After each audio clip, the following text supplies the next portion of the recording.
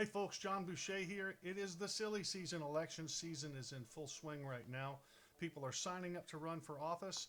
I decided to start this little segment called Q&A with John Bouche just to help answer some of your questions about what's going on in the Montgomery County area with local elections, officials, issues, and so forth.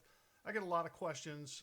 I'm a conservative Christian activist here. I do serve on the Lone Star Groundwater Board, and I've been active in the Republican Party for several years. So I try and keep my ear to the ground about what's going on.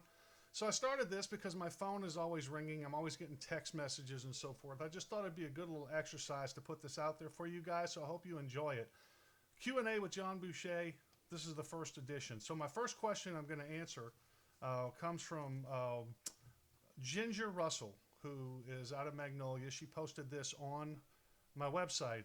I've got some text, but I can't answer all of them, so I just answer this one. I got to keep these things short. It says, John, over and over again, I see politicians that get into office on supporting conservative principles and the Republican Party platform, and somewhere along the way, along the road, they lose their spine. What do you think are the contributing factors to the capitulation? Well, I can just tell you from experience, from knowing, going to campaign classes, there are really four reasons that people run for office. Number one is to actually serve.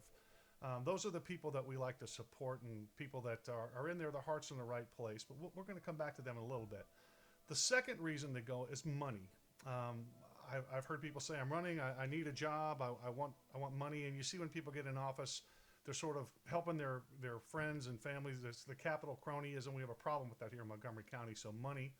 The third is power and influence. And those things, they seem different, but they're kind of the same, because if you're in power, you do have influence over people's lives. So I like to put those together. But the last one is ego. And sometimes people go, well, that sounds like power and influence also, but it's not, because there are offices in this county that you can run for that don't pay anything, so the money thing's not there. There's no power really in it. There's no power. There's really no influence there. But I have seen people run some savage campaigns just to have that title next to their name.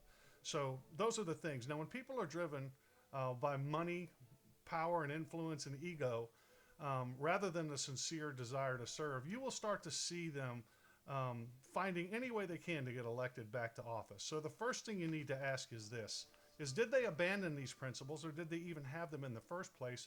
Were they just these say-anything politicians on the campaign trail telling you what they thought you wanted to hear so that you would elect them? Now, for some that have been in office for a while and they have some sort of track record that you can look at, we can see what they're really about. And, even in the Bible, it tells us in Matthew 7:16, you will know them by their fruits. But what if they don't have any fruits? What if they've never run for office before? Well, that's why I'm really excited to be part of the Montgomery County Tea Party vetting committee, because they look at all they ask a bunch of questions, they interview the candidates, they put it all up on usvotesmart.com, and you can go there and you can look at the candidates, you can see how they respond to tough questions, and you can get a better idea of what those people are about. Now, even if you get it right, you get a really great conservative candidate. I don't know how many of you remember Jonathan Stickland, a fierce conservative out of House District 92 in Texas. And he was up there for a while, but even he said, once you're in the swamp for so long, even the fiercest conservative can be corrupted. So he's hugely in favor of term limits. Rudyard Kipling, in his poem If, he said, if you can talk with crowds and keep your virtue, or walk with kings nor lose the common touch.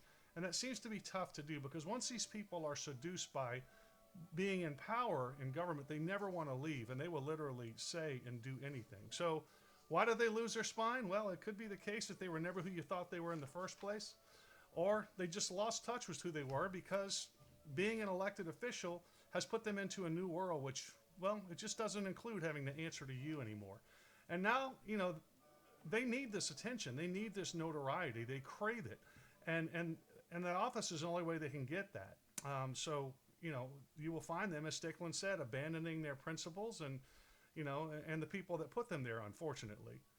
In other words, they think they've found a better deal to help them get reelected, and, well, that deal just doesn't include you. So I hope that answers your question. God bless you. I'll see you next time when I'm answering the next question on Q&A with John Bouche. Have a good night.